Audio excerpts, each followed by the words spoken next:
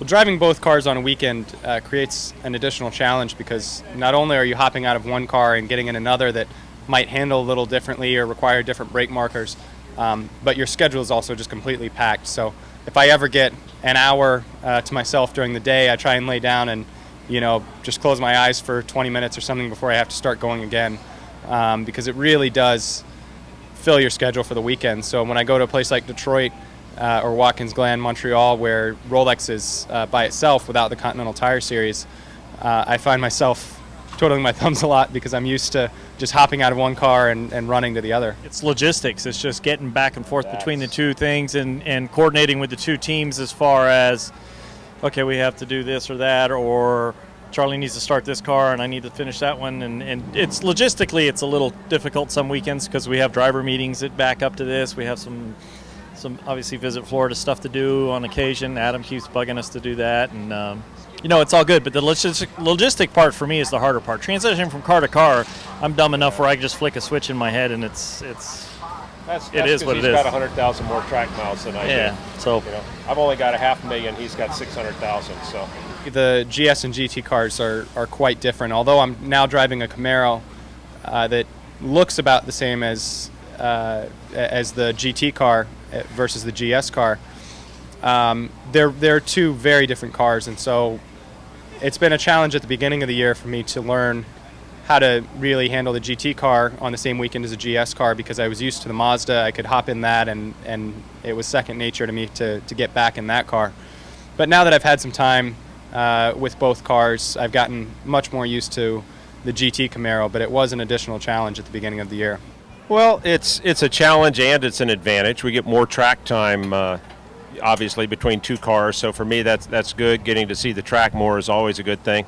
The challenges are that the cars are different. For example, last night I was looking at data out of the two cars, and in one car, my notes to myself are slow the car down more before you get turned in. Don't get greedy. And on the other car, it's don't slow the car down so much. Go to the brakes later and let the car in faster. So yeah, there are different techniques to driving the two cars, and the changeover. The real challenge is that we jump immediately from one car into the other. When you have an hour or two to get your mind straight about which car you're getting in, it's really not that bad. But where we in our schedule, we're handing out session after session to the fans. We're jumping from car to car pretty quick. It just takes a little mental focus to remember which car you're in and what technique it takes. Well, Robin's had a lot of experience in this car, and that was really helpful for me, especially in the early stages of getting used to the car, because Camaro is a very different car to drive than the Mazda that I was used to. So I had to get used to what the car was doing with, as it would roll into the corner, when it would grip up, and what you could do with throttle to manage that.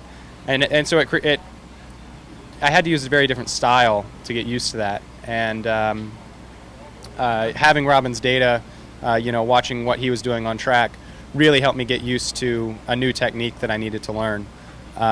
This year's been nice because I was used to driving with Matt Bell from last season.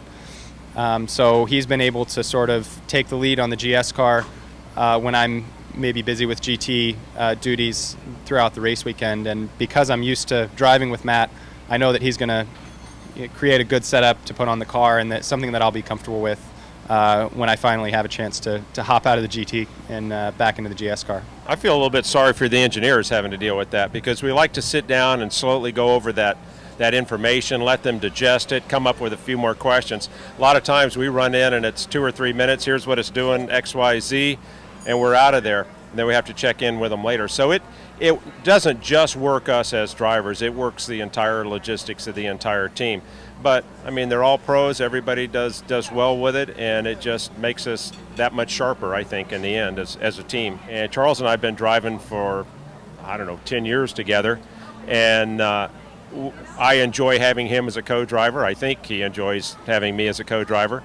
So.